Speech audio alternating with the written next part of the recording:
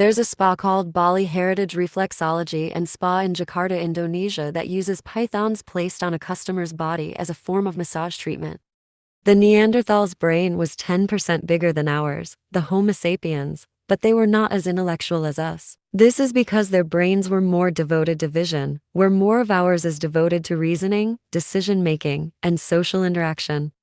In 2005, a man named Ronald McDonald robbed a Wendy's in Manchester, England. When you get blackout drunk, you don't actually forget anything because your brain wasn't recording in the first place. Humans can have anywhere from 12 to 60,000 thoughts per day, with 80% of these thoughts being negative.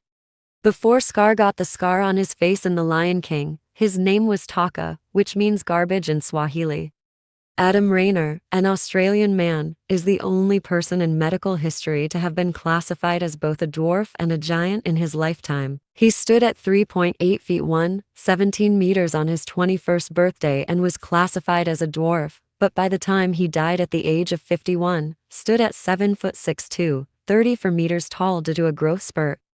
Despite having billions of dollars and being one of the wealthiest businessmen in the world, IKEA founder Ingvar Kamprad is notoriously cheap. He lives in a small home, eats at IKEA, takes the bus, and only FLI's economy class.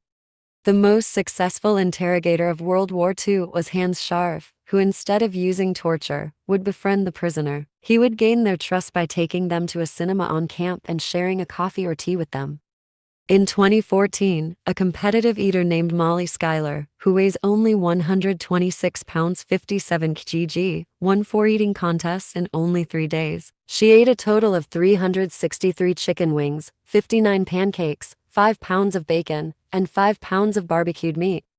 When the silk of a spider is stored in its body, it's actually liquid and only hardens and becomes solid when it leaves the spider's glands and comes into contact with the air.